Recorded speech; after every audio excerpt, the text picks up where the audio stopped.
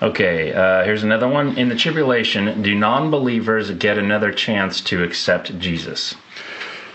Depends on what you're talking about. There is. Let me just state this first off. If you go to Revelation chapter 7, in verse 9, it says, "After these things I looked, and behold, a great multitude, which no one could number, of all nations, tribes, peoples, and tongues, standing before the throne and before the Lamb, clothed with white robes, with palm branches in their hands, and crying out with a loud voice, saying, 'Salvation belongs to our God who sits on the throne and to the Lamb.'" And the passage goes on, and in verse 13 it says, "Then one of the elders answered, saying to me, 'Who are these arrayed in white robes, and where did they come from?' And John says to him, 'Sir, you know.' So he said to me, 'These are the ones who come out of the great tribulation.'" And it literally means who come out and are continuing to come out of the great tribulation, and washed their robes and made them white in the blood of the Lamb.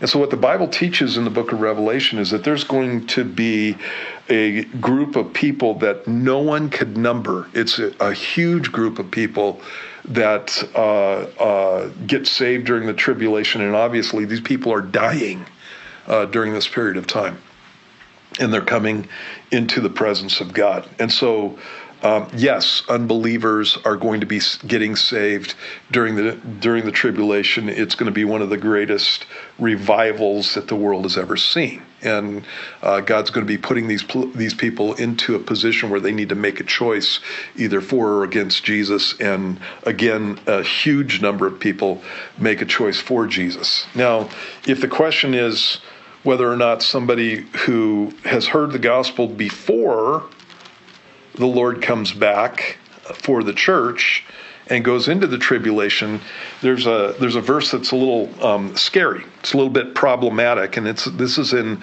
Second Thessalonians chapter 2. And in that passage, it's talking about the coming of the Antichrist, and he's given a description. He's called the lawless one. And in verse 9, it says, "The coming of the lawless one is according to the working of Satan with all power, signs, and lying wonders, and with all unrighteous deception among those who perish, because they did not receive the love of the truth, that they might be saved. And for this reason, God will send them strong delusion, that they should believe the lie, that they all may be condemned, who did not believe the truth, but had pleasure in unrighteousness." And that may be a reference to people before the rapture of the church who hear the gospel, understand the gospel, and just flat out go, "I don't want to have anything to do with that." And what God gives them is a strong delusion, and they believe the lie when the Antichrist comes along. The lie most likely being, you can be your own God. In any case, it's the same lie that you had in Genesis chapter 3. In any case, that's kind of a scary passage. And so, if that's the case, then people who have been shared, who've had the gospel shared with them, and they understand it, and I want to make that really clear, and they understand it and have rejected it, would be people that passage applies to. People who haven't heard the gospel or did not understand it, those are people who have the opportunity to get saved during the tribulation. And even with this, I wouldn't be hard and fast on that. I wouldn't be dogmatic about it. When I read the passage and I teach on it, I go, this is one of those things that this may be talking about. And so if you're in a situation where you've heard the gospel and you've been playing around with it and just dismissing and deciding that you have other things that you want to do before you ever respond to Christ, if you're the kind of person who, when a person talks to you about the coming of Jesus, you go, okay, well, when I see you disappear, then maybe I'll follow Jesus. Yeah, that's when I'll give my life to the Lord. Well, maybe you won't.